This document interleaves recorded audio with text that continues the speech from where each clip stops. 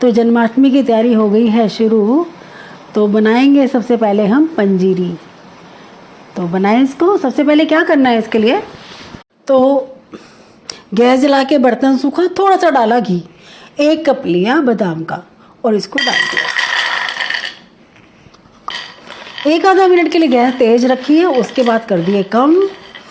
जब ये चटकने लगे, समझिए कि भुन रहा है, उसके बाद इसको निकालना है, उससे पहले नहीं। तो इस मौसम में जब कान्हा जी का जन्म हुआ है, इस मौसम में क्या खास बात है, इस मौसम में बारिश। देखो आप आगे पीछे बारिश एक आधा दिन पीछे हो रही है कि नहीं हो रही, जन्माष्टमी वाले दिन तो छोटी मोटी जरूर बरस के दिखाती है ना। तो इस सीज़न में हर चीज़ आप ये समझ लो कि अम्लता को पा जाती है।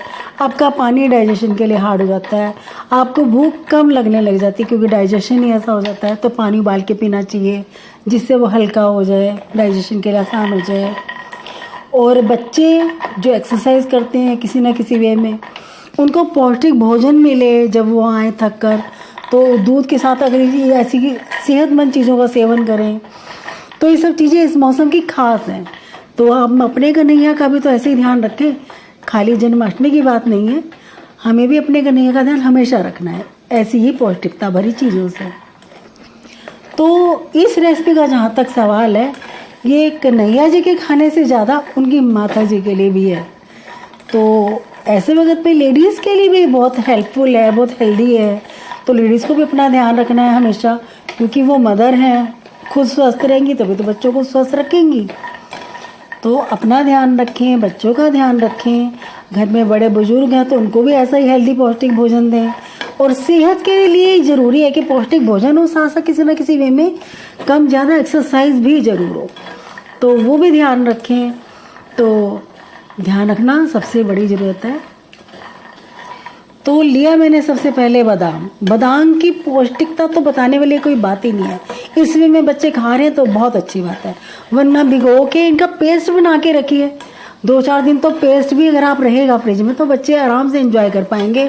आपको ये लगेगा कि हर रोज़ का काम नहीं है, तो रोज़ हो पाए तो बेहतर, अदरवाइज आप इसको थोड़ा सा प्रिजर्व करके भी बच्चों को देना ज़रूर है। भिगा के पीस के वाले वे में दे रहे हैं या इस वे में दे रहे हैं, बादाम को आप बिल्कुल भी नेगलेक्ट नहीं कर सकते किसी भी वे में। तो बादाम का जहाँ तक सवाल आएगा, बादाम का मिल्क शेक बच्चे कितने हैं भाई, मिल्क शेक पिलाइए। अगर लगता है कि वो इसकी मिठाई खाना पसंद करते हैं, मिठाई खिलाइए। बच्चे अगर सब्जी खाना पसंद करते हैं तो सब्जी खिलाइए। देखो सब्जियों का जहाँ तक सवाल आएगा ना, तो मैं कहूँगी कि उसमें आप कोई भी क्रीम, दूध, मलाई, डेयरी प्रोडक्ट ना लेके बादाम से ही दूध बनाएं। तो वैगन मिल्क जब होएगा नमक वाली सब्जी के साथ तो वो ज़्यादा हेल्दी होगा ज़रूर। तो इसको भून गए, देखो चटकने की आवाज़ आ रही है, इसको निकालते हैं। तो ये निकालते हैं।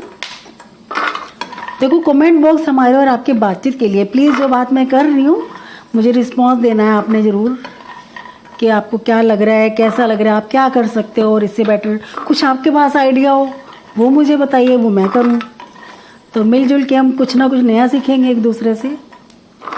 तो मैंने डाल दिया फिर से घी, और अब मुझे भूनना है, थोड़ा थोड़ा करके भूनना है, एक साथ बहुत ज़्यादा नहीं भुना करते। गोंद लिया मैंने 1/3 कप, तो थोड़ा थोड़ा करके डालूंगी, दिख रहा है ना, थोड़ा थोड़ा करके।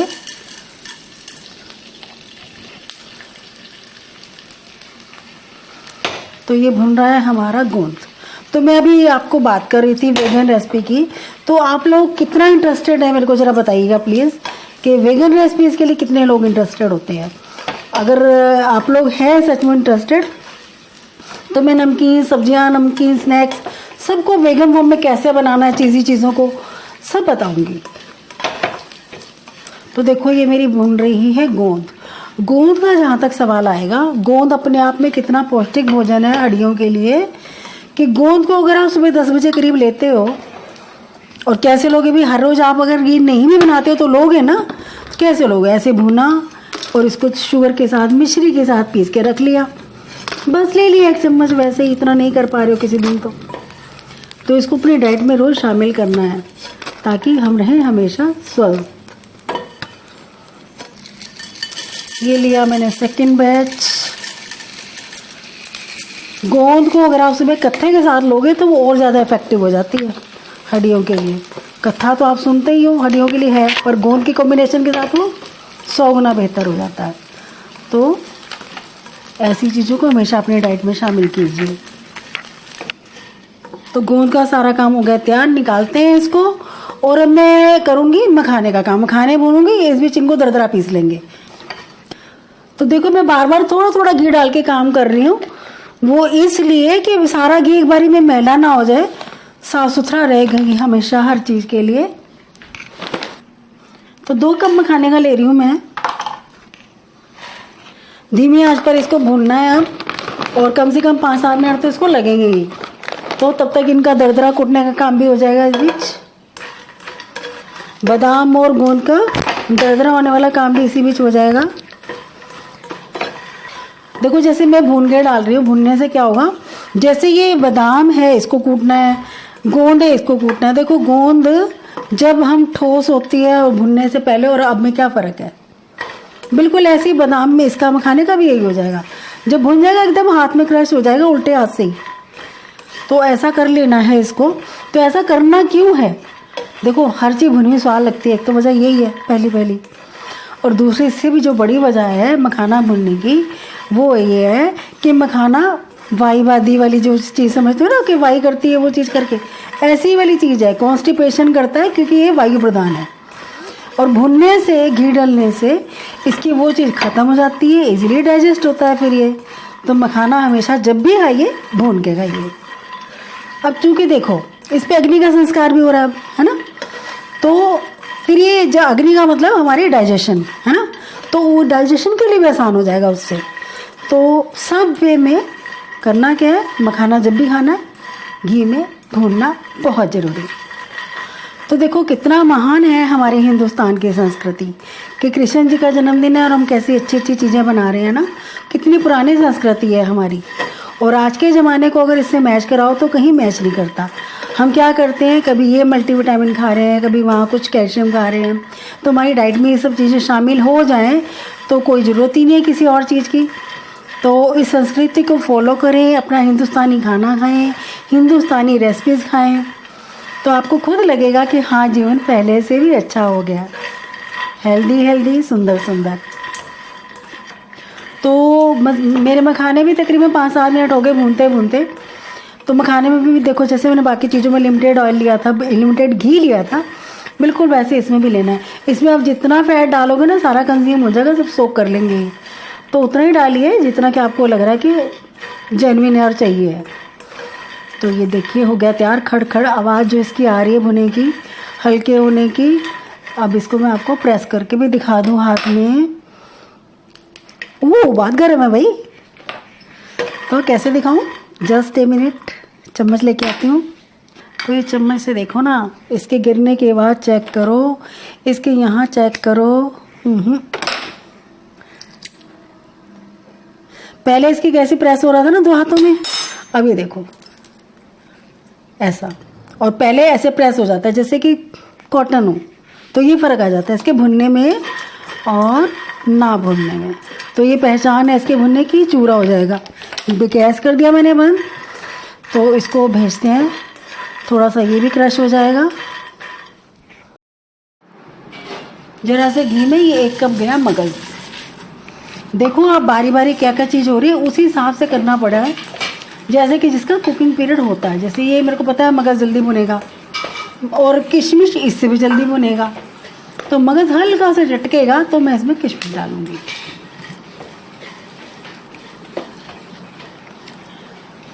आपको मेरे चैनल का काम तो बहुत पसंद आ रहा है, तो इसको सब्सक्राइब लाइक भी तो कर दीजिए।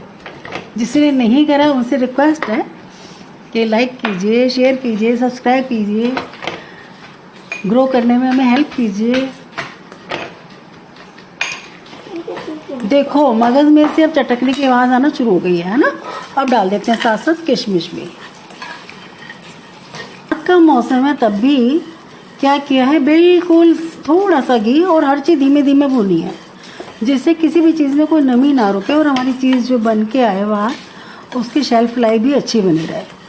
तो ये हो गया तैयार, इसको निकालते हैं बाहर। बरसात के मौसम में देखो बहुत केयरफुली रहना पड़ता है, हर चीज़ का ध्यान रखना पड़ता है कि किसी भी तरीके से हमारे स्टमक को तकलीफ़ ना हो। पानी उबाल के पियो, खाना ताज़ा खाओ, गरम खाओ, तो ये सब चीज़ें ध्यान रखनी है। और कान्हा जी ने ये जो चीज़ें बनवाई हैं ना, ये सब इस चीज़ में हेल्प करेंगी कि आपको किसी तरीके का इन्फेक्शन ना हो। तो इसको निकालें। तो ये निकल गया मगज़ और किशमिश। 2 कप हमारा था मखाना, 1 कप मगज़, 1/3 कप किशमिश, और अब मेरे पास 1 कप भर के है छुआरा। छुआरे से क्या होगा कि आप चीनी कम भी डालोगे ना तो मीठापन बना रहेगा। तो आप इस चीज़ को देख सकते हो, बाई चांस आपको लगता है ना तो चीनी नहीं खानी, तो छुआरे की क्वांटिटी उसको बैलेंस करेगी, टेस्टी भी लगती है। ये डल गया छुआरा। तो छुआरा इस मौसम में गैस बनने से रोकेगा। इसके साथ साथ मैंने 1/4 टीस्पून फुल करके ले ली अजवाइन। तो इनका काम क्या होगा, आपको गैस ही नहीं बनेगी, खाना आपका आराम से डाइजेस्ट होगा। हार्ट की जो दिक्कतें हो जाती हैं गैस की वजह से, वो सब अपने आप ठीक होने लगेंगी। तो छुआरा भी हो गया हमारा स्टेरलाइज, अजवाइन भी होगी थोड़ी सी भुनी भुनी सी। निकालते हैं इसको। आखिरी चीज़ रह गई है गोला। 2 गोले मैंने कद्दूकस करे थे, कप वाइज बताती हूँ कितना हो गया, फिर वो भूनते हैं। उसके बाद ये कूटा हुआ छुआरा गया। नारियल को अब मैं ऐसे ही करने वाली हूँ, गोले को उसमें घी डालने की जरूरत नहीं रहेगी, नारियल में तो काफ़ी तेल रहता है ना अपना। तो ये देखिए कप वाइज कितना हुआ, 2, 3, हाँ 4 कप हो गया हमारा नारियल। तो 2 गोले में ये 4 कप आया कद्दूकस करके। ये तो आप पहचानते ही हो ना, जिसमें पानी नहीं होता, सूख जाता है, तेल निकलने के लिए तैयार हो जाता है गोला, ये वही वाला गोला है। इसका काला छिलका मैंने उतारा नहीं है, एज इट इज़ इसको पूरा घिसा है। इसमें कलर लाने की ज़रूरत नहीं है, बस ऐसे हल्का सा स्टेरलाइज करना है इसको। तो बस इसको भी सेक लग गया, इसको भी निकाल लेते हैं और उसके बाद हम चाशनी बनाने की तैयारी शुरू करेंगे। तो ये भी हो गया तैयार। देखो क्वांटिटीज एक बार वो और मैं आपको याद दिला दूं। 1 कप मैंने बादाम भून के कूट लिया, 1 कप भर के छुआरा है ये, 1/3 कप गोंद है, 1 कप मगज़, 1/3 कप किशमिश, 2 कप ही हमारे मखाने कुट गए भून के, और 4 कप हो गया नारियल का कद्दूकस करा हुआ। तो ठीक है, इन सबको इकट्ठा कर लिया। अब ये भी हो गया यहाँ पे इकट्ठा, और उसे भी उतार रही हूँ मैं यहाँ पे, हो गया इकट्ठा। ठीक है, अब चाशनी में मिलाना बाकी रह गया, तो चाशनी बनाते हैं इसको। 1/4 टीस्पून मैंने जो इसमें डाली हुई है अजवाइन, बहुत बढ़िया फ्लेवर करेगी मीठे को। तो इसमें मैं 3 कप चीनी की डाल रही हूँ, 1, 2, 3। इसमें 1 कप मैं डालूंगी पानी, और धीमी आंच पे चढ़ाती हूँ इसको।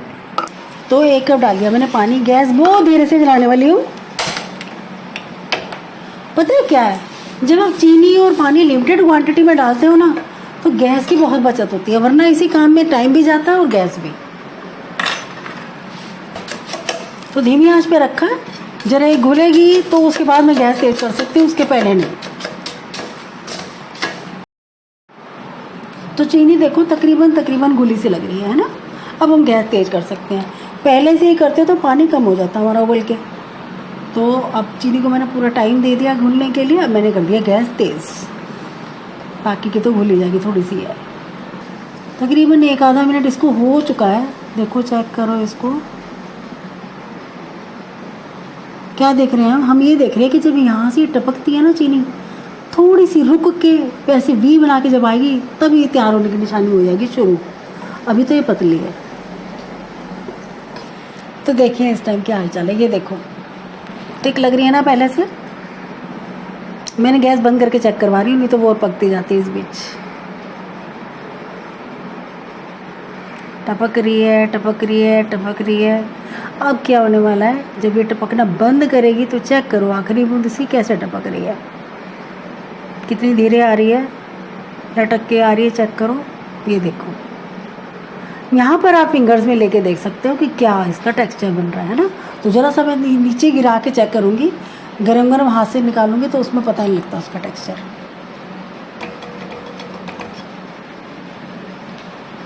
नीचे जाने से वो ठंडी हो जाती है और आपको सही सही समझ में आता है कि क्या वो। ये देखो देखो लेयर जम गई मोटी एक, तो इसको मतलब बिल्कुल तैयार है। तो इसको हम करते हैं काम शुरू।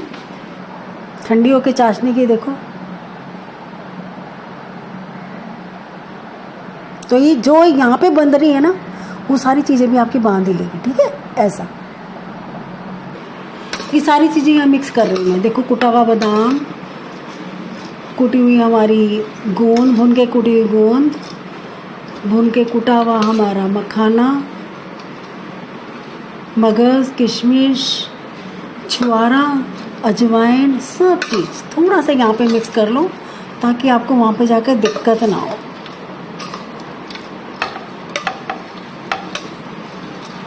सब मिला रही हूँ इसमें मैं।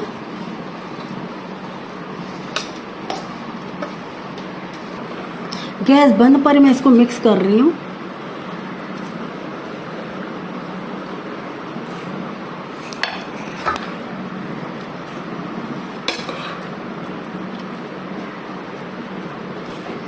तो आज तो हम हलवाई बन के कर रहे हैं काम बिल्कुल।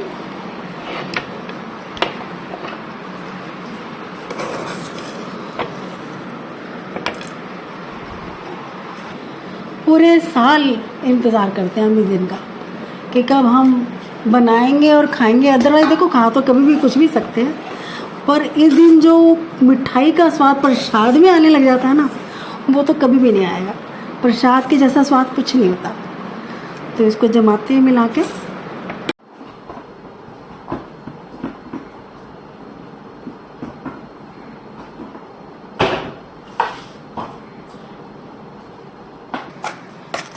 मैंने ना जो बॉक्स तैयार करे हुए आपको दिख रही है ना, इसके नीचे पेपर भी लगाया हुआ है ताकि किसी भी तरीके से कुछ भी वेस्टेज ना हो, सब हमारे हाथ में ही आए। आप लोग थाली में चाहो तो जमा सकते हो, पर चकोर पीसेस जो है उसमें कम हो जाते हैं, बाकी सारी साइड्स तो हमारी उसमें निकल जाती है।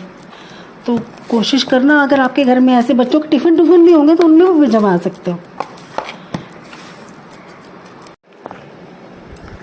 एक सेंटर में, फिर दोनों तरफ एक एक लाइन और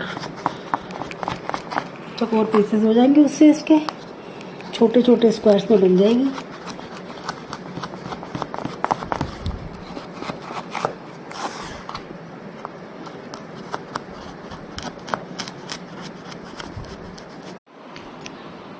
ये देखो पलट दिया मैंने सबको, निकालते हैं पीसेस।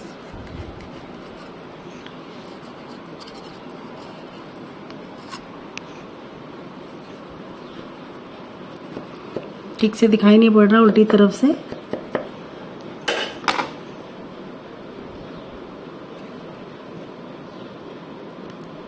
नीचे मैंने पेपर लगाया था, आपको याद है ना। पेपर लगाने से क्या होता है कि आपका जो बर्तन है उस पर स्क्रैचेस नहीं पड़ते हैं, वो चीज़ आपकी साफ सुथरी रहती है।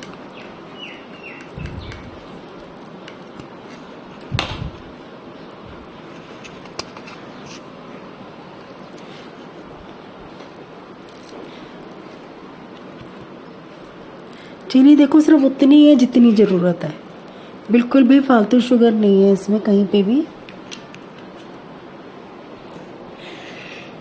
तो हमारे कृष्ण कन्हैया के लिए भी ज़रूरी है कि जब भी वो खेल कूद के आए तो उनको ऐसी डाइट मिलनी ही चाहिए। बच्चे तो खुश होंगे ही होंगे, हमें भी बहुत अच्छा लगेगा कि हमारे बच्चे हेल्दी खाना खाते हैं। और अगर दूध के साथ इसको लेते हैं फिर तो क्या ही कहने, फिर तो आपको लगेगा कि दुनिया की उन्होंने सबसे अच्छी चीज़ ले ली। फिर तो आपको कभी भी नहीं लगेगा कि हमारा बच्चा किसी तरीके से कमज़ोर है या उसको ये नहीं मिल रहा है या वो नहीं मिल रहा। नथिंग। बच्चे तो खुश होंगे ही, हमारे को ज़्यादा तसल्ली मिलेगी बच्चे अगर अच्छा खाना खाएंगे, और इसको तो खासतौर पर दूध के साथ लेंगे। तो जन्माष्टमी की आपको एक बार फिर से बहुत बहुत शुभकामनाएं। आपको दिल से दुआओं से हमेशा हर आपको त्यौहार हमेशा अच्छा रहे। तो मिलते हैं फिर कल अगली वीडियो में।